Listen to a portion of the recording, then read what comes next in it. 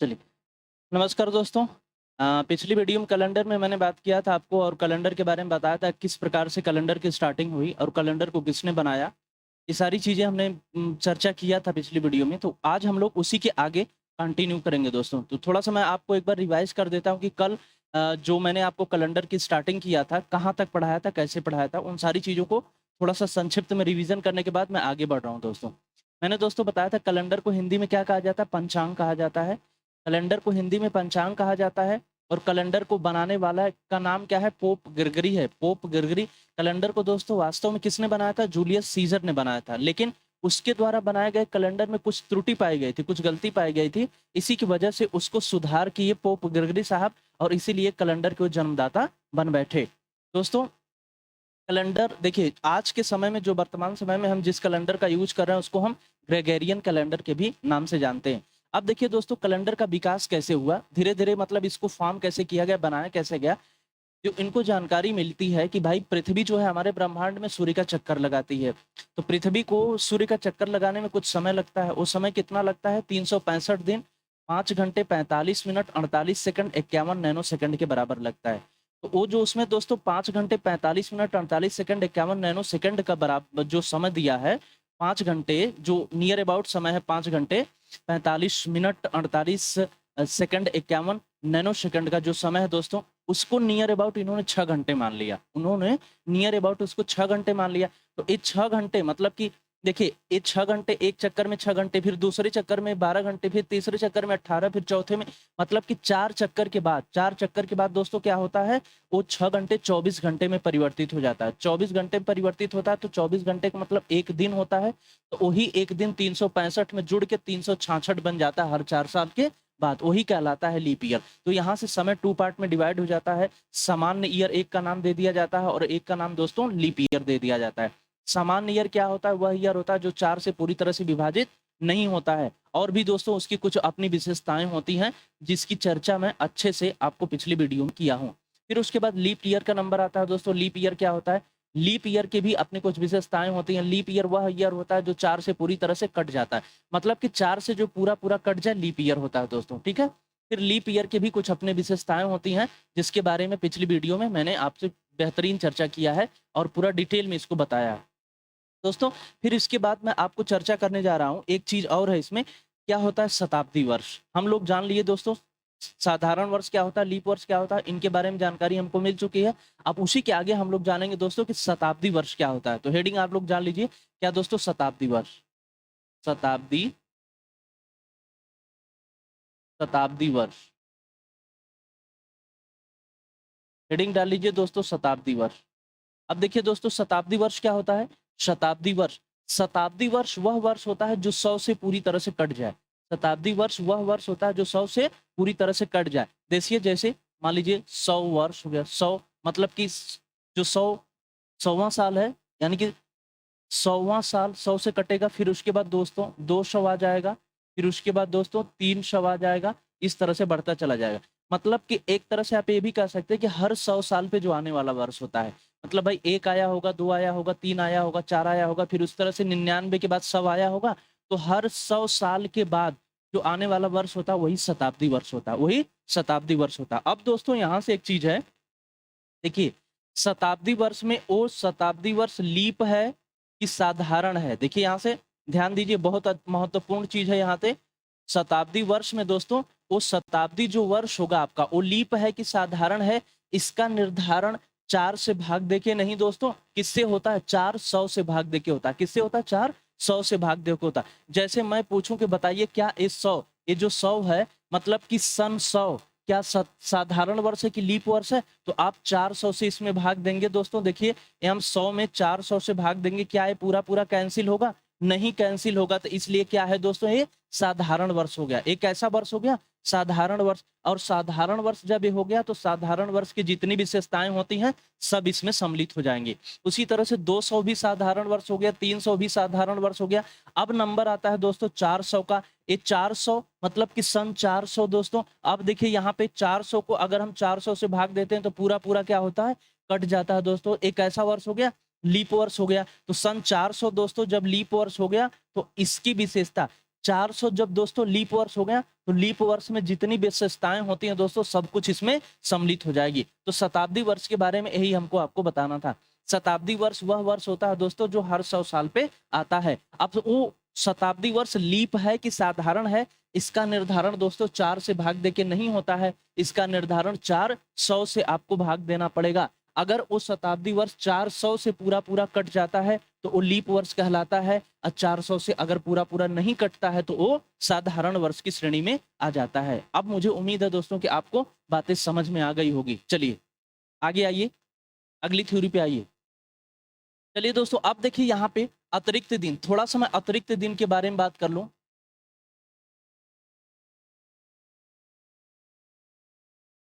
अतिरिक्त दिन दोस्तों क्या होता है इसके बारे में बात कर लो, फिर आपको सीधे अब क्वेश्चन पे लेके चलता हूं। अतिरिक्त दिन दोस्तों क्या होता है, देखिए सप्ताह में कुल कितने दिन होते हैं, 7 दिन होते हैं। सप्ताह में कुल 7 दिन होते हैं। सप्ताह का दोस्तों पहला दिन कौन सा होता है, सोमवार होता है।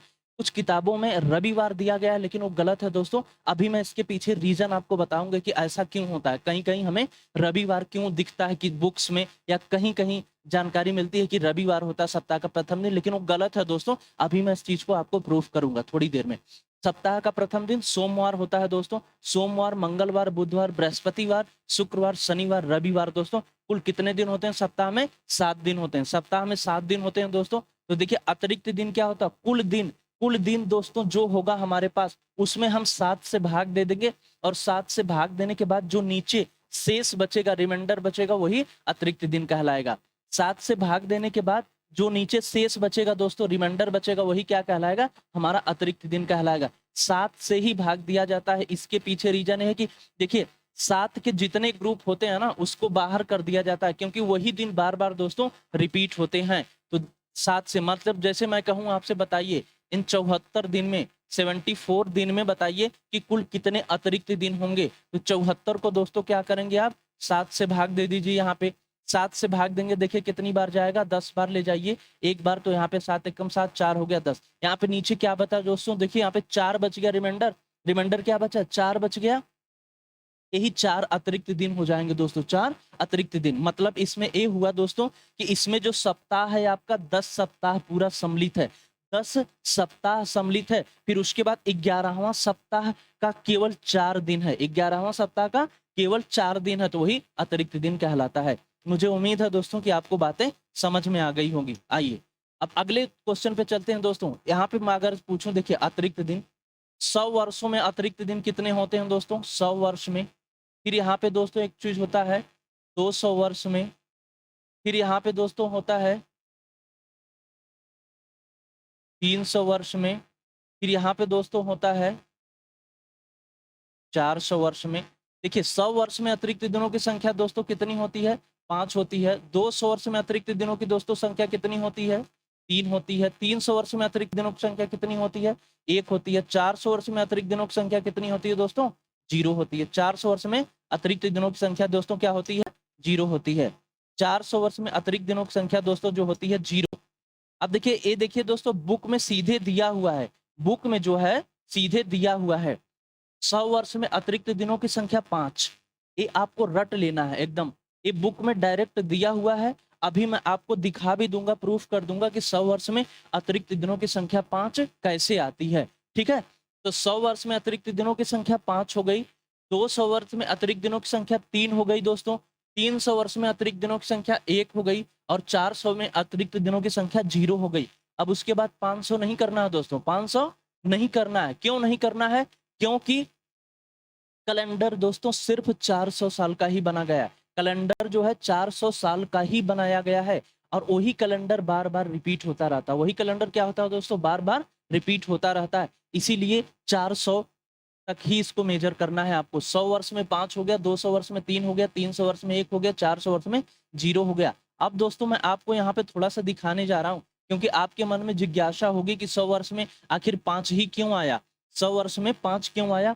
तो आपको मैं दिखाने जा रहा हूँ। देखिए दोस्तों, यहाँ पे 100 वर्ष में अतिरिक्त दिनों की संख्या मैं कितना निकाला हूँ, 5 निकाला हूँ। तो 100 वर्ष में अतिरिक्त दिनों की संख्या 5 ऐसे आती है। देखिए यहाँ पे 100 वर्षों में, यहाँ पे देखिए, देखो इस 100 वर्ष में बताइए कुल कितने लीप ईयर पड़ेंगे। 100 वर्ष का मतलब क्या भाई, सन 1 आया होगा, सन 2 आया होगा, 3 आया होगा, 4 आया होगा। इसी तरह आया होगा ना, 91, 92, 99, फिर आया होगा 100 आया होगा।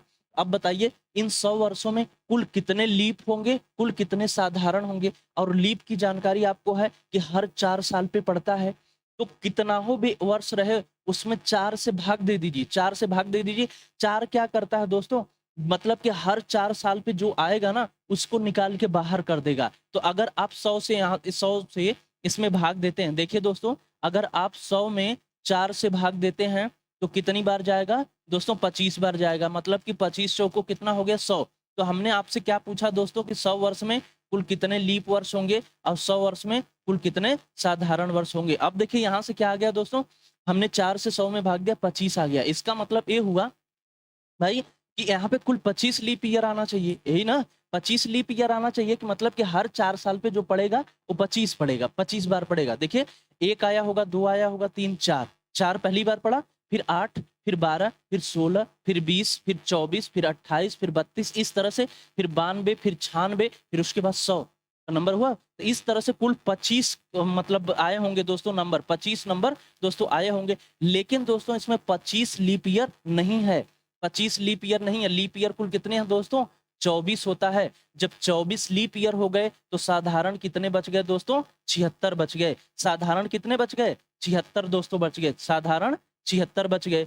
अब दोस्तों देखिए यहाँ पे अब आपके मन में प्रश्न आ सकता है कि सर 24 क्यों हो गई, वहां तो 25 आया था। तो हाँ दोस्तों, क्योंकि जो 100वां वर्ष है वो शताब्दी वर्ष है, जो 100वां वर्ष है वो शताब्दी वर्ष है। और शताब्दी वर्ष लीप है कि नहीं है इसके बारे में मैं अभी बताया हूं आपसे कि उसको 4 से नहीं भाग देना है। क्या करना है आपको? 400 से चेक करना है। तो 100 400 से नहीं कटेगा, इसलिए वही एक वहां से कम हो जाता है, यहाँ पे 24 आ जाता है, वहां पे 76 आ जाता है। ठीक है, अब देखो दोस्तों, देखिए यहाँ पे एक लीप ईयर में कुल कितने अतिरिक्त दिन होते हैं? एक लीप ईयर में कुल कितने अतिरिक्त दिन होते हैं? 2 होते हैं ना लीप ईयर में। तो यहाँ से 24 लीप ईयर है तो 24 में कुल कितने अतिरिक्त दिन दोस्तों हो जाएंगे? 24 में 2 का गुणा कर दीजिए, 24 में 2 का गुणा कर दीजिए दोस्तों, कितना आ गया? 48 आ गया। प्लस करिए, और एक साधारण ईयर में कुल कितने लीप ईयर होते हैं? 1 होते हैं दोस्तों। तो यहाँ से दोस्तों इसमें से 1 हो जाएगा, तो 76 में 1 का गुणा कर दीजिए, कितना आ जाएगा दोस्तों? 76 आ जाएगा। अब 48 और 76 को दोस्तों क्या करिए? ऐड कर दीजिए। तो देखिए 8 6 14 आ गए यहाँ पे, 8 6 14, 1 बचा, 8 4 हो जाएगा 12, मतलब कि कुल 124 दिन आ गए, कुल 124 अतिरिक्त दिन आ गए। अब 7 से इसको भाग दे लीजिए दोस्तों। देखिए जब जब 0 6 से ऊपर जाएगा ना अतिरिक्त दिन, तब तक उसको 7 से भाग देके छोटा करेंगे। अब यहाँ पे 7 से भाग दे लीजिए। देखिए यहाँ पे 7 एकम कितना हो गया दोस्तों? 7 हो गया। यहाँ पे कितना बच जाएगा आपका? 5 बच जाएगा। यहाँ पे 4 आ गया, फिर 54 आ गया नीचे, फिर 7 सता कितना हो जाएगा दोस्तों? 49 हो जाएगा। 7 सता 49 हो जाएगा, मतलब कि 54 में से 49 को माइनस करना है, और 54 में से 49 को माइनस करेंगे दोस्तों तो क्या बचेगा आपका? 5 ही तो बचेगा। तो वही 100 वर्ष में 5 अतिरिक्त दिन आया है, वही 100 वर्ष में 5 अतिरिक्त दिन आया है। इसी तरह से निकाला जाता है दोस्तों। ठीक है, तो आपको प्रूफ नहीं करना है कि कैसे आया, आपको प्रूफ नहीं करना है कि कैसे अतिरिक्त दिन आया, बस सीधे आप रट लीजिए इसको। 100 वर्ष में 5 अतिरिक्त दिन, 200 वर्ष में 3 अतिरिक्त दिन, 300 वर्ष में 1 अतिरिक्त दिन, और 400 वर्ष में 0 अतिरिक्त दिनों की संख्या होती है। ठीक है, अब चलिए मैं आगे लेके चलता हूँ आपको, आइए। अब दोस्तों मैंने आपसे बताया कि कैलेंडर सिर्फ 400 सालों का बनाया गया है, 100 वर्ष, 200 वर्ष, 300 वर्ष, 400 वर्ष। अब देखिए अगर मैं सबका अतिरिक्त दिन आपको पता चल गया कि 100 में इतना होता है, 200 में इतना होता है, 300 में इतना होता है, 400 में इतना होता है। अगर मैं अब आपसे क्वेश्चन पूछूं कि बताइए कि 700 वर्षों में 700 वर्षों में कुल कितने अतिरिक्त दिन होंगे? अगर मैं क्वेश्चन आपसे पूछूं कि बताओ दोस्तों 700 वर्षों में कुल कितने अतिरिक्त दिन होंगे, तो देखिए इसको निकालने के लिए आपको क्या करना पड़ेगा? यहाँ पे करना पड़ेगा 400 प्लस 300। क्या इस 700 को ऐसे आप लिख सकते हैं? 400 प्लस 300 लिख सकते हैं कि नहीं लिख सकते हैं? बिल्कुल लिख सकते हैं। अब आपके मन में दोस्तों यहाँ पे प्रश्न आएगा, इसको तो और भी तरह से लिख सकते हैं हम ना, 500 प्लस 200 लिख सकते हैं, 600 प्लस 100 लिख सकते हैं, इस तरह से भी लिख सकते हैं। लेकिन नहीं दोस्तों, एक गलत हो जाएगा। क्यों? क्योंकि जब भी कोई नंबर तोड़ा जाएगा वो 400 के मल्टीपल पे तोड़ा जाएगा, 400 के साथ ही तोड़ा जाएगा। ठीक है, क्यों? इसके पीछे रीजन ये है कि कैलेंडर जो बना है दोस्तों 400 सालों का ही केवल बना है। कितने साल का?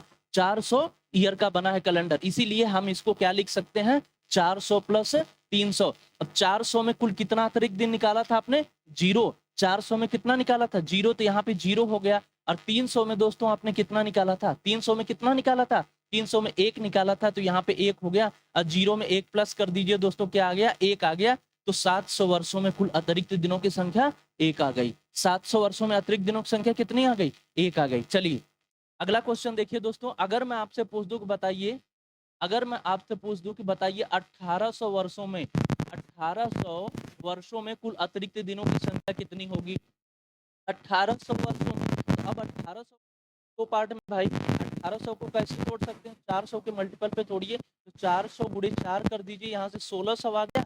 अब यहाँ से प्लस करिए, यहाँ से कितना आ गया भाई? 200 आ गया। यही तो हुआ भाई, देखिए 400 गुणे 4 हो गया, 4 चौक को 1600 आ गया, फिर यहाँ पे 200 आ गया, तो 1600 दोस्तों 1800 हो गया पूरा। अब यहाँ पे क्या हो जाएगा भाई? 0 हो जाएगा। यहाँ पे कितना हो गया? 400 में 0 होता है तो इसका पूरा पूरा 0 हो जाएगा। और 200 में दोस्तों कितना होता है? 200 में 3 अतिरिक्त दिन होता है, यहाँ से कितना मिल जाएगा हमको? 3 मिल जाएगा। तो पूरा यही हो जाएगा दोस्तों कि 1800 में कुल कितने अतिरिक्त दिन होते हैं? 3 होते हैं। 1800 में कुल 3 अतिरिक्त दिन होते हैं। चलिए दोस्तों अगले क्वेश्चन की तरफ आइए। देखिए किसी भी शताब्दी का एक क्वेश्चन इसमें ये भी बनता है कि किसी भी शताब्दी वर्ष का प्रथम दिन और अंतिम दिन कैसे ज्ञात किया जाता है? किसी भी शताब्दी वर्ष का प्रथम दिन और अंतिम दिन कैसे निकाला जाता है, उस चीज को अब मैं आपको सिखाने जा रहा हूँ। किसी भी शताब्दी वर्ष का, जैसे पहली शताब्दी, दूसरी शताब्दी, तीसरी शताब्दी, चौथी शताब्दी, 17वीं, 18वीं, हम लोग आज आज जो प्रेजेंट में वर्तमान समय में हम लोग हैं वो किस शताब्दी वर्ष में है बताइए? ये 2021 चल रहा है ना, तो 2000 का मतलब क्या? 200 पूरा हो गया, और 200 को क्रॉस किया तो 21वीं शताब्दी दोस्तों चल रही है। कौन सी चल रही है? 21वीं शताब्दी ये चल रही है। तो किसी भी शताब्दी वर्ष का प्रथम दिन और अंतिम दिन कैसे निकाला जाता है, उसी चीज को मैं बताने जा रहा हूँ। जैसे मान लीजिए यहाँ पे हम लिख देते हैं दोस्तों, जैसे हम यहाँ पे लिखते हैं, हेडिंग दिख रहा है ना यहाँ पे, हाँ, शताब्दी वर्ष। जैसे मैं यहाँ पे दोस्तों लिखते हूँ शताब्दी, शताब्दी वर्ष, शताब्दी वर्ष लिखता हूं दोस्तों। यहाँ पे मैं लिखता हूं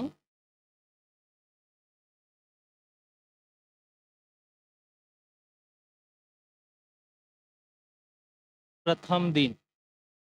यहाँ पे दोस्तों मैं लिखता हूं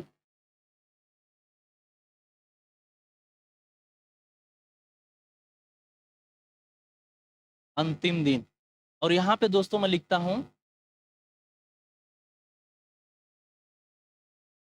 अतिरिक्त, अतिरिक्त दिन। अतिरिक्त दिन मैंने दोस्तों क्यों लिखा? क्योंकि किसी भी शताब्दी वर्ष का अंतिम दिन, अभी मैं नोट में आपको लिखवाऊंगा, किसी भी शताब्दी वर्ष का अंतिम दिन उसके अतिरिक्त दिन से निकाला जाता है। किसी भी शताब्दी का अंतिम दिन उसके अतिरिक्त दिन से निकाला जाता है। चलिए दोस्तों जल्दी से हम लोग निकालते हैं इसको, इस क्वेश्चन को। अब देखिए यहाँ पे मैं निकालने जा रहा हूँ।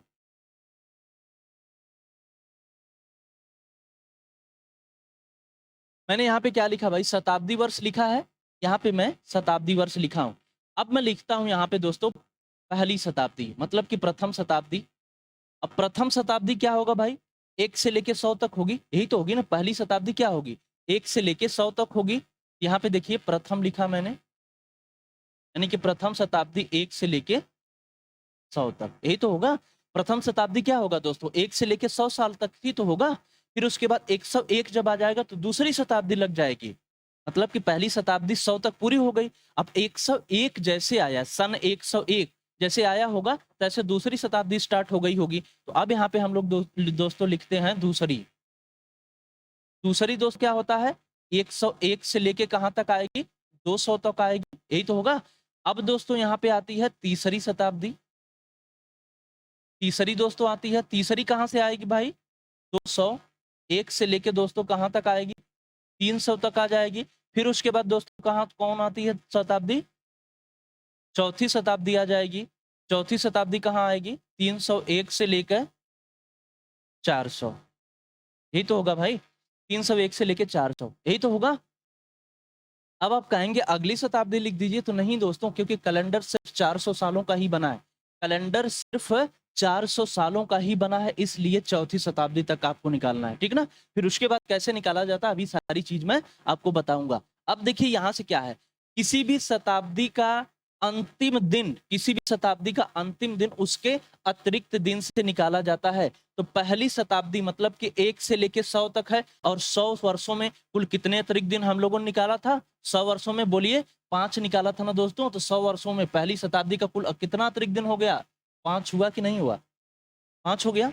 फिर 200 वर्षों में कुल कितना हमने निकाला था दोस्तों? 3 निकाला था। 200 में कितना हो जाएगा दोस्तों? 3 हो जाएगा। फिर 300 वर्षों में हम लोगों ने कितना निकाला था दोस्तों? 1 निकाला था, तो यहाँ पे क्या हो जाएगा दोस्तों? 1 हो जाएगा। फिर उसके बाद 400 वर्षों में हम लोगों ने कितना निकाला था दोस्तों? 0 निकाला था, तो यहाँ पे क्या हो जाएगा? 0 हो जाएगा। यहाँ पे हो गया 0। यहाँ तक बात मेरी क्लियर है, समझ में आ गई होगी सबको। चलिए आइए देखिए, मैंने बताया आपको पहली शताब्दी का अतिरिक्त दिन हमने क्या निकाला था, मतलब कि 100 वर्षों का अतिरिक्त दिन कितना निकला था? 5 निकला था। 200 वर्षों का 3 निकला था। 300 वर्षों का 1 निकला था। 400 वर्षों का 0 निकला था। किसी भी शताब्दी का अंतिम दिन, किसी भी शताब्दी का अंतिम दिन उसके अतिरिक्त दिन से निकाला जाता है। तो देखिए यहाँ पहली शताब्दी है और इसका अतिरिक्त दिन 5 है, और 5वां दिन अंतिम दिन कौन सा हो जाएगा? 5वां दिन क्या होता है? पहला दिन सोमवार होता है, दूसरा दिन मंगलवार होता है, तीसरा दिन बुधवार होता है, चौथा दिन गुरुवार होता है, 5वां दिन दोस्तों शुक्रवार होता है। तो देखिए पहली शताब्दी का जो अंतिम दिन बनेगा दोस्तों क्या बन जाएगा? शुक्रवार बन जाएगा। इसका जो बनेगा दोस्तों शुक्रवार बन जाएगा। अब दूसरी शताब्दी का अंतिम दिन क्या बन जाएगा? अब देखिए दूसरी शताब्दी का अतिरिक्त दिन क्या है? 3 है, तो सोमवार मंगल बुध बन जाएगा। तो यहाँ पे क्या हो जाएगा दोस्तों? बुधवार हो जाएगा। बुधवार हो जाएगा। अब देखिए उसके बाद तीसरी शताब्दी है, तीसरी शताब्दी का अतिरिक्त दिन 1 है, और 1 है दोस्तों, तो क्या हो जाएगा यहाँ पे? सोमवार हो जाएगा। सोमवार। अब देखिए चौथी शताब्दी का यहाँ पे दोस्तों 0 है, और 0 का मतलब होता है रविवार। 0 का मतलब क्या होता है दोस्तों? रविवार होता है। तो यहाँ पे क्या हो जाएगा? रविवार।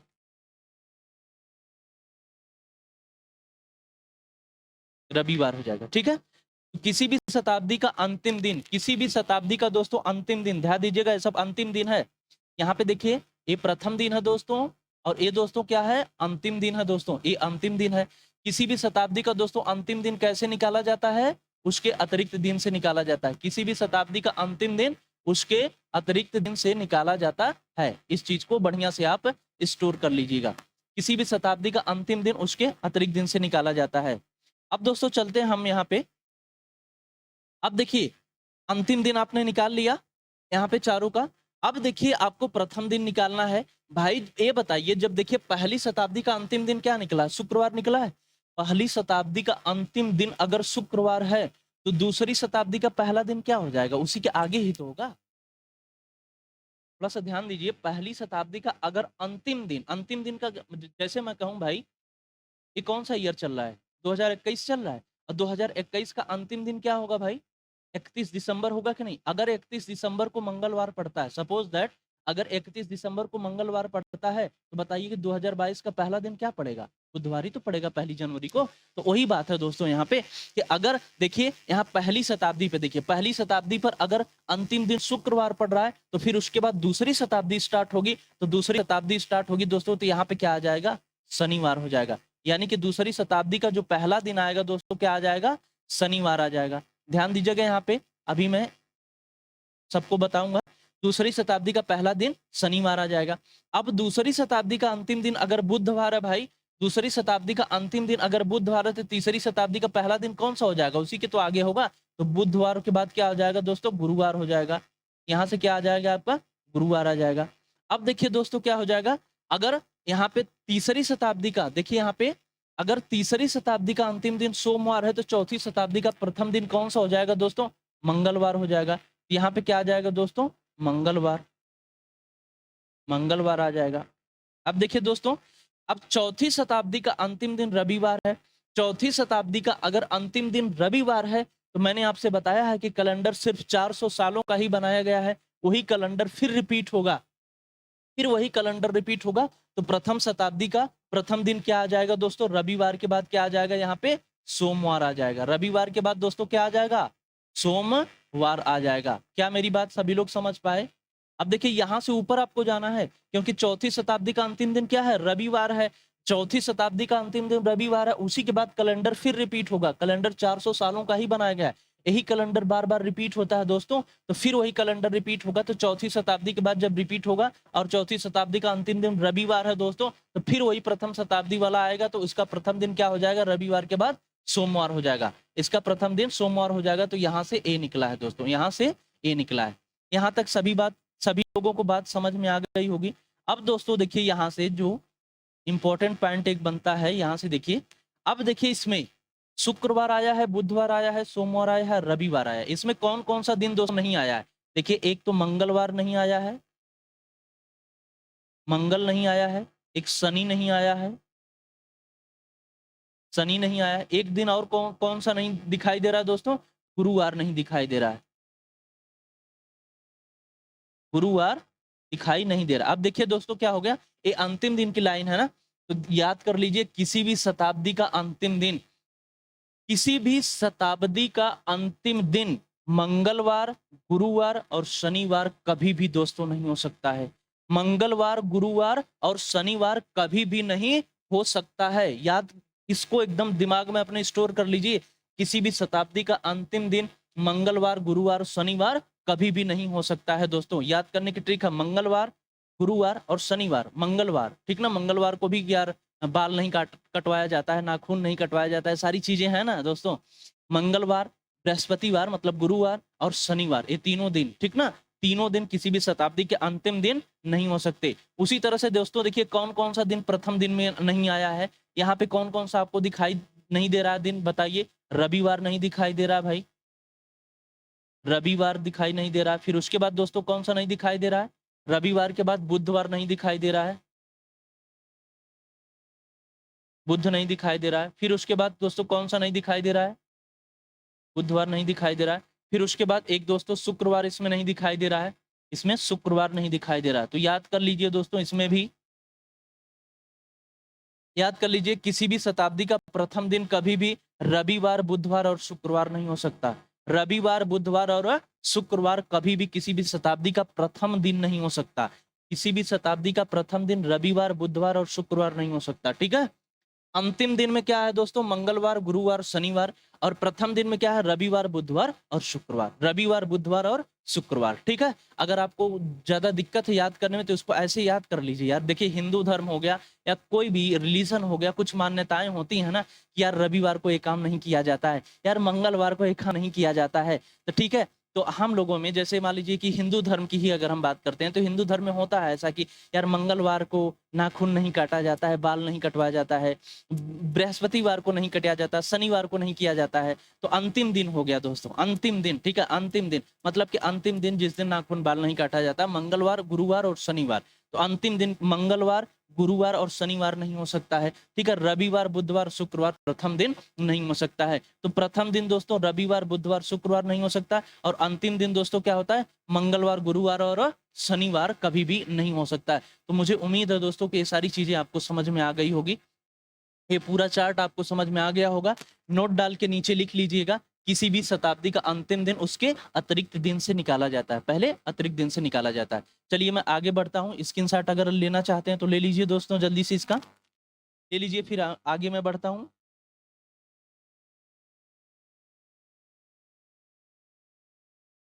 चलिए चलिए दोस्तों, अब देखिए, जैसे मैं अगर आपसे क्वेश्चन पूछूं एक,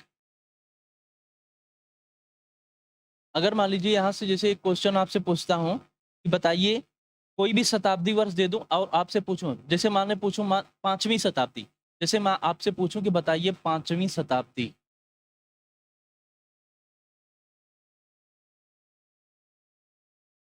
पांचवी शताब्दी का अंतिम दिन, अंतिम दिन क्या था? पांचवी शताब्दी का अंतिम दिन क्या था? पांचवी शताब्दी, 16वीं शताब्दी, 17वीं शताब्दी, 21वीं शताब्दी, कोई भी शताब्दी हो सकती है। तो पांचवी शताब्दी का अंतिम दिन क्या था? तो भाई पांचवी शताब्दी का अंतिम दिन और किसी भी शताब्दी का अंतिम दिन उसके अतिरिक्त दिन से दोस्तों निकाला जाता है, उसके अतिरिक्त दिन से निकाला जाता है। अब देखिए यहाँ पे पांचवी शताब्दी का मतलब क्या होगा दोस्तों? 500 वर्षों की बात कर रहा है, 500 वर्षों की बात कर रहा है कि नहीं बात? तो इस 500 वर्षों को तोड़िए दोस्तों, और 500 वर्षों को हम क्या लिख सकते हैं? 400 और प्लस 100 लिख सकते हैं कि नहीं लिख सकते हैं?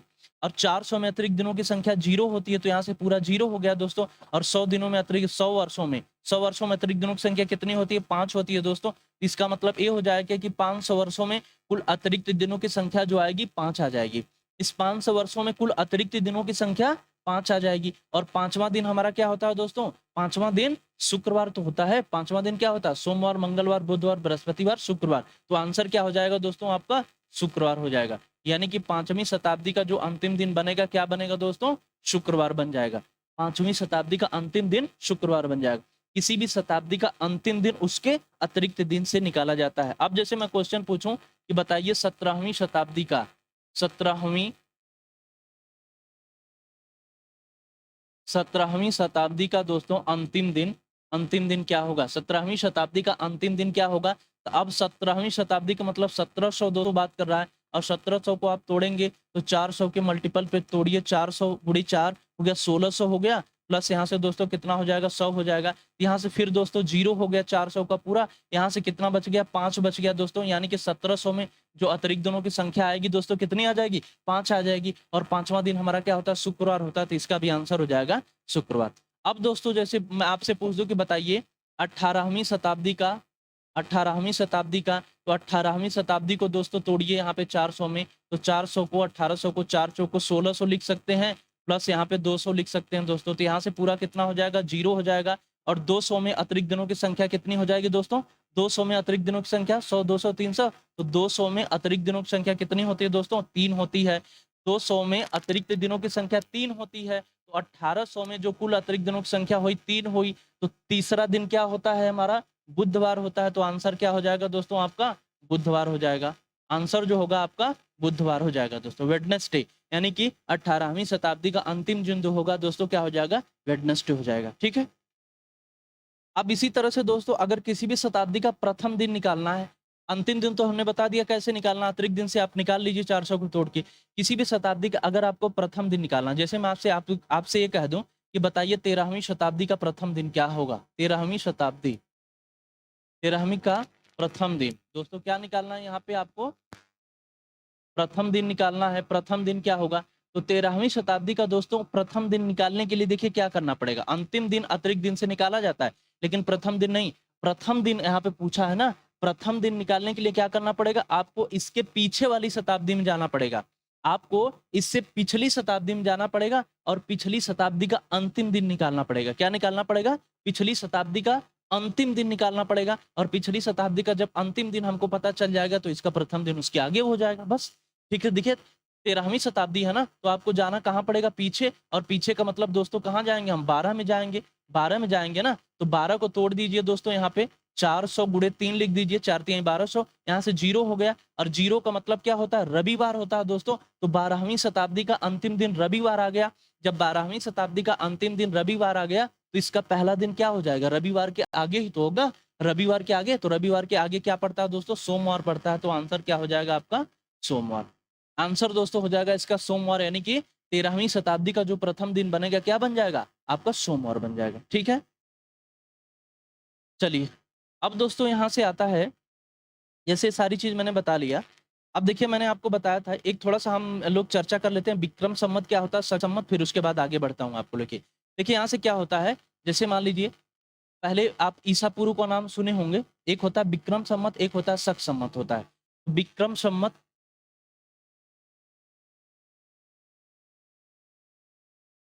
अब एक होता है दोस्तों, देखिए विक्रम संवत की शुरुआत जो हुई थी दोस्तों 57 ईसा पूर्व में हुई थी। 57 ईसा पूर्व में। और ये जो हुई थी दोस्तों 78 ईस्वी में हुई थी। विक्रम संवत की शुरुआत हुई थी 57 ईसा पूर्व में। अब आपके मन में आएगा कि ईसा पूर्व क्या होता है, और इसकी शुरुआत हुई थी 78 ईस्वी में। शक संवत किसने बनाया था? कनिष्क ने बनाया था ना। कनिष्क शासक, कुषाण वंश का जो शासक था कनिष्क ने। विक्रम संवत चंद्रगुप्त द्वितीय ने बनाया था। विक्रम संवत के जो मतलब विक्रम संवत को बनाने वाला वो चंद्रगुप्त द्वितीय था दोस्तों। अब यहाँ से देखिए दोस्तों, जैसे हमारा जो था 400 ईसा पूर्व, जो ईसा पूर्व होता है ना वो डिक्रीजिंग ऑर्डर में आता है दोस्तों, घटते क्रम में आता है। तो 400 ईसा पूर्व, फिर उसके बाद आया होगा दोस्तों 399 आया होगा, फिर उसके बाद दोस्तों 398 आया होगा। इस तरह से करते करते करते करते दोस्तों एक पे आया होगा। देखिए यहाँ पे 400, 400 के बाद 399, 399 के बाद 398, 397, 396, फिर आ गया होगा 200 पे, फिर 199, 198, 97, 100 आया होगा, फिर 99, 98, 97, 96 करते करते एक आया होगा।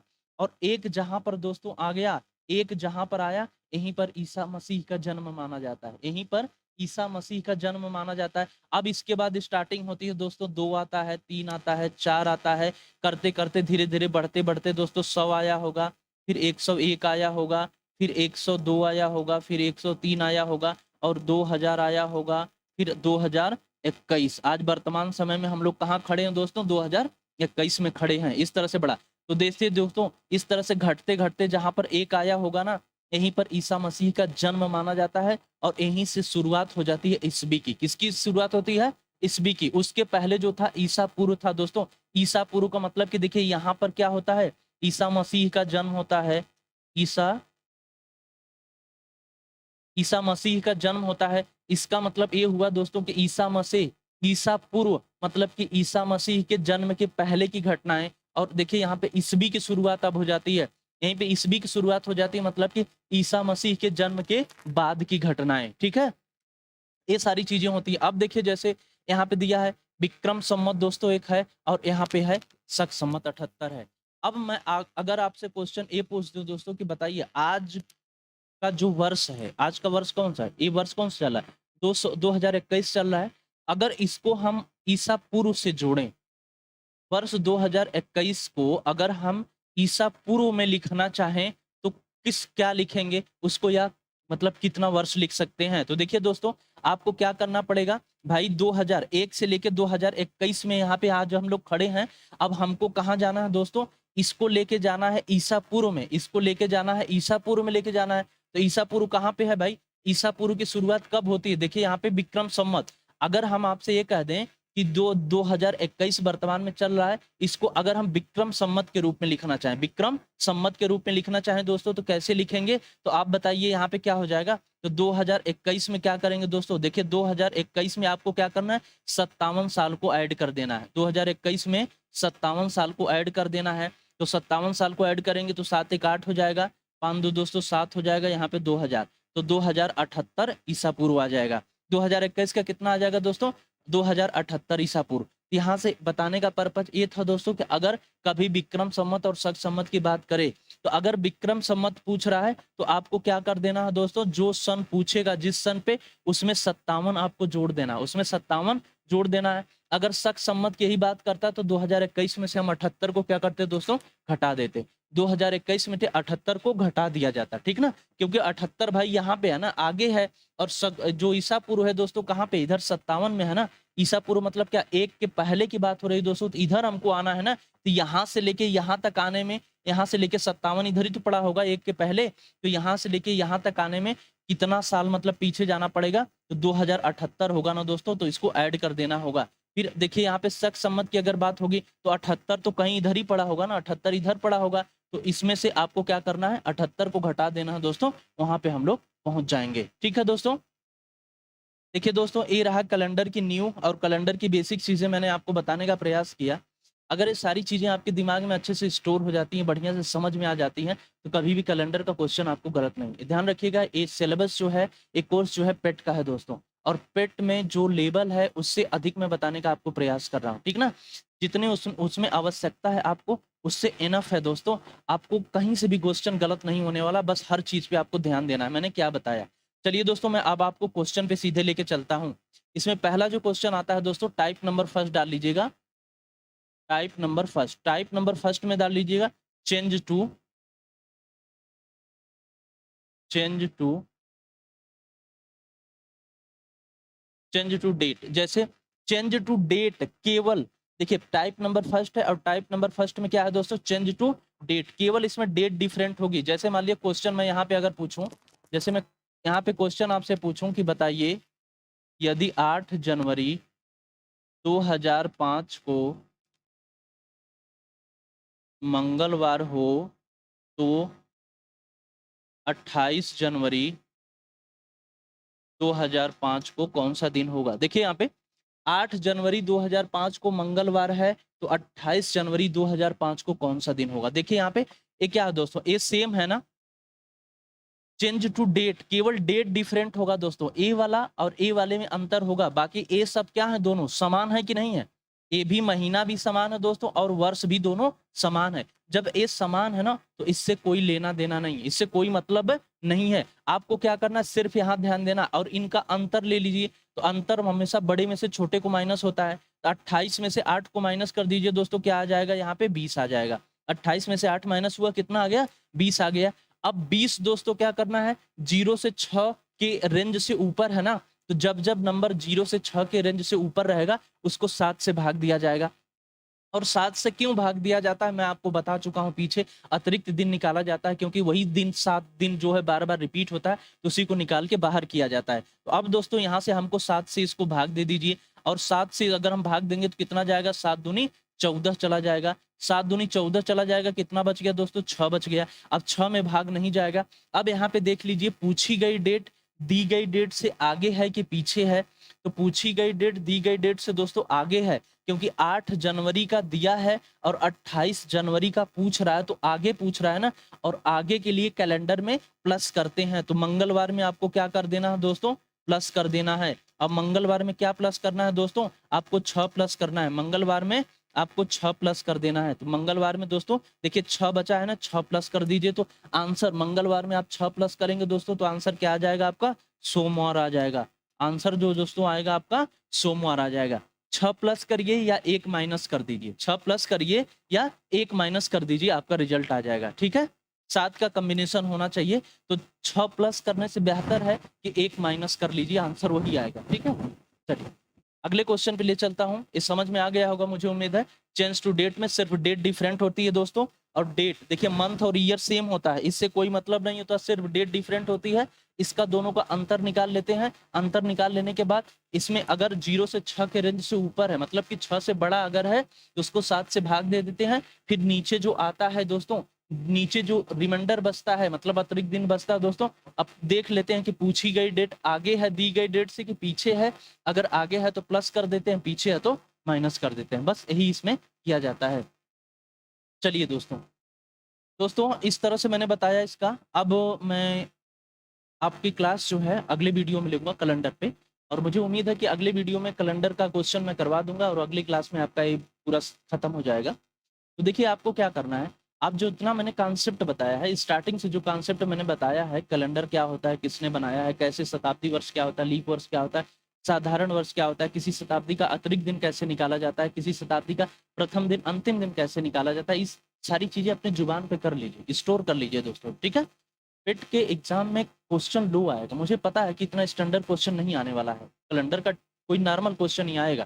ठीक है, तो अगर ये सारी चीजें आपके दिमाग में स्टोर रहती हैं, फीड रहती है ना, तो उसका लाभ मिलेगा आपको, कभी क्वेश्चन गलत नहीं होने वाला। तो टाइप नंबर फर्स्ट, ये सारी थियरी बताने के बाद, सारा कॉन्सेप्ट बताने के बाद टाइप नंबर फर्स्ट में शुरू किया हूँ और टाइप नंबर फर्स्ट का एक क्वेश्चन करवाया हूँ। फिर इसके बाद कंटिन्यू हम लोग अगली वीडियो में दोस्तों करेंगे। ठीक है, मुझे उम्मीद है कि अगली वीडियो में सारी चीजें खत्म हो जाएंगी कैलेंडर से रिलेटेड। तो आप लोग पढ़ते रहिए, रिवाइज करके आइएगा, बढ़िया से समझ में आएगी सारी चीज़ें आपको।